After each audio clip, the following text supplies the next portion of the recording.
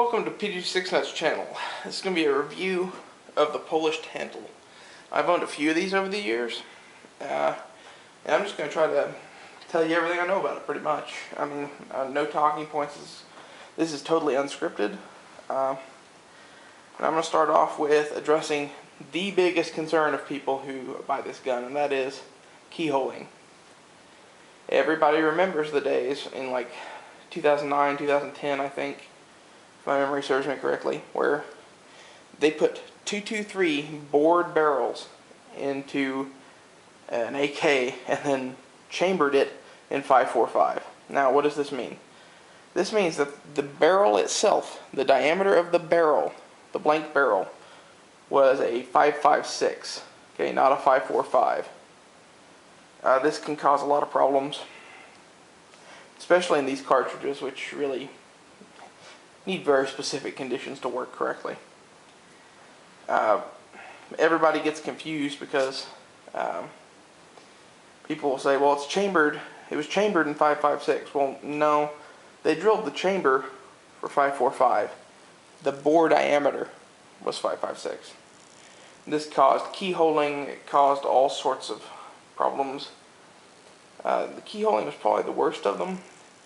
I would imagine some reliability was probably lost too, because you're going to lose a lot of gases around the bullet. I don't know that for sure, but it's a guess. And I'm saying all this because my Polish Tantal from back then never keyholed, never had any problems with it. I guess I just got a good one, or one of the earlier ones that had a correct barrel in it maybe, or something like that. But every one that keyholed I've ever seen, the barrel was black, okay, as opposed to the gray color of the entire gun. I noticed this back in the day, and now all the ones that don't keyhole have a gray barrel. So I just generally tell people, sorry, I kind of slurred my words there. If you're going to buy one of these, make sure you get one with the gray barrel. It's just a better overall bet that it's not going to keyhole. And if you're buying it brand new, I would not worry about it at all. I wouldn't even hesitate on buying one. Another concern a lot of people have with these is the muzzle brake. I can't swap it out for anything, and that's pretty much true. I mean, I've tried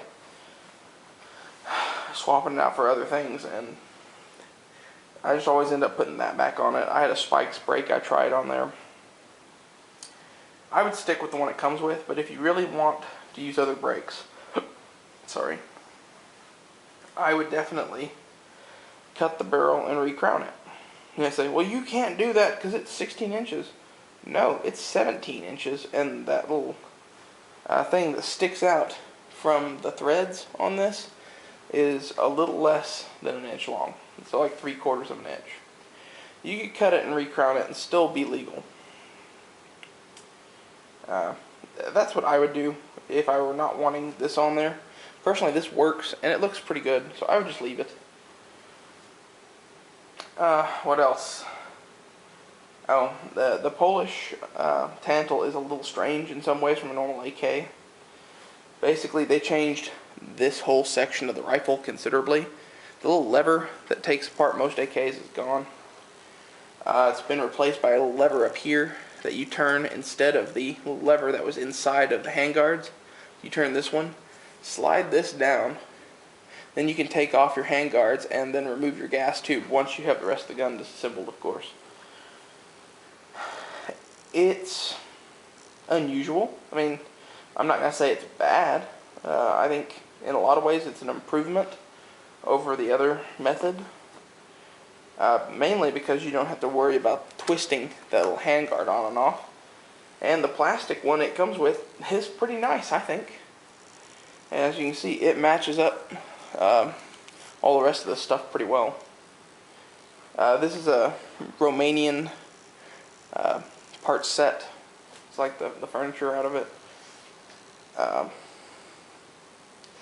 I bought it because I wanted the vertical grip. This gun comes with these on it.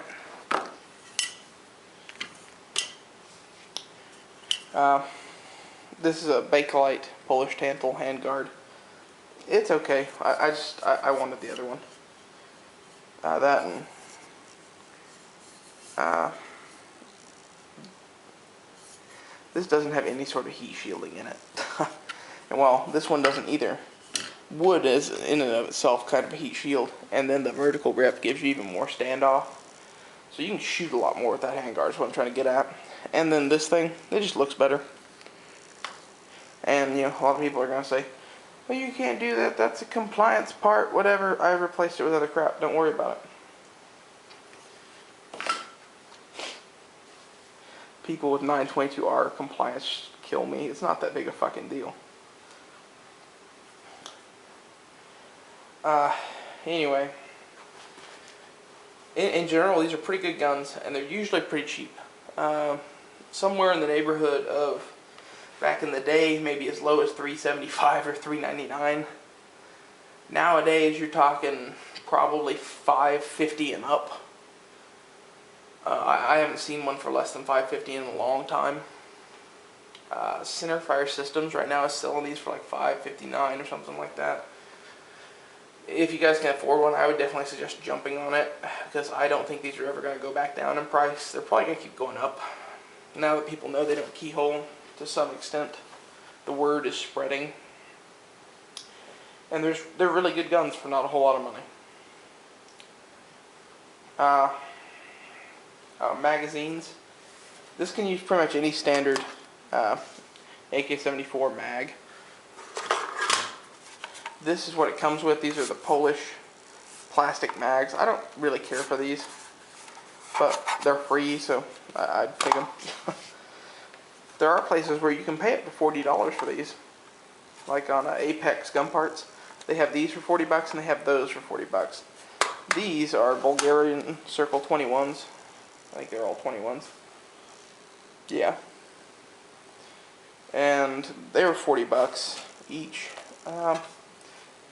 I really prefer those mags, and I like the brown ones just because it looks more AK74 to me. And if you really want to go for broke, there's the 45 round RPK74 mag. It's just badass. Makes you look like Osama bin Laden a little bit, but other than that, it's real cool.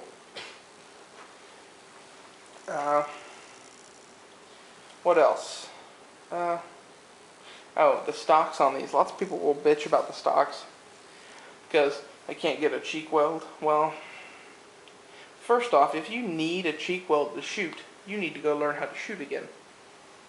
That's just my opinion. Some of the best stocks in the world, you don't have any cheek weld on, also in my opinion. Now, for adverse conditions and whatever, really hot or really cold, I do have this wrapped, but it's more just a comfort thing. It's not really necessary. And honestly, guys, of all the folding stocks made for the AK, this is my second favorite. The only one I like better than this is the AK101 plastic side folder. That I'm sure you've seen it. If you haven't seen it, go watch my SLR 106 review. It's an Arsenal AK that has that stock built into it, and it's a great stock, but you have to have it built into the gun from the ground up, pretty much, because it requires a special receiver portion, basically. I think you can do a conversion, but I'm not sure exactly how that works, and it's usually pretty expensive. But if you don't get a gun that has one of those stocks on it, this is the next best option. Underfolders are generally pieces of shit, in my opinion. They suck. They're not the best stock. They're slow to put away, slow to take out. They never shoot very comfortably for me. There's lots and lots of shit that they're not good.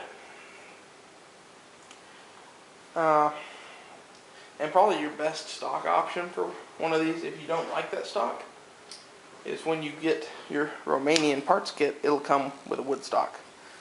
Pop that on the ass end of it. You have to buy the screws too, but those are like $5.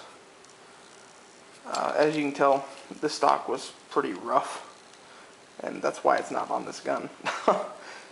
It's real rough. I would definitely sand this out before I ever used it. like to do this side really heavy and maybe try to do this one a little light, since this one's way worse. I have no idea what could have made it look that way. Guess maybe it could have been laying down on a battlefield or something and getting eaten away by something for a long fucking time. But in any case, this is what you can get ordering surplus AK shit.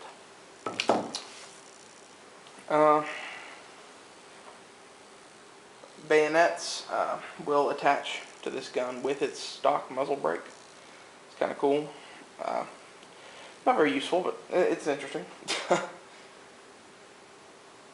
They're fairly accurate little guns. I mean, most people dog on AKs for their accuracy, but most of those people are talking about 7.62 by 39. 5.45 and 223 AKs are actually quite accurate, or at least about as accurate as any, stock AR-15. A stock AK can be pretty damn accurate with 7.62 by 39. I think it's mostly a quality of the ammo thing more than it is a quality of the gun thing. Really shitty gun plus really shitty ammo equals really shitty groups. Really shitty gun plus really good ammo equals better groups. Anyway, if there's anything else you want to know about this gun, leave it in the comments. Really not too much else to say about it besides it's an AK and it works. Thanks for watching. Please subscribe and don't forget to thumbs up the video.